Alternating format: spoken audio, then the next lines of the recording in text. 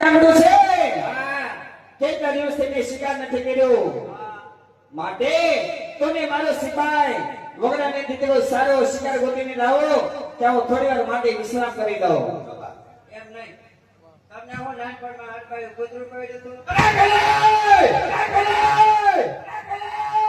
મેં તો કીધું ને મારે શિકારની જરૂર છે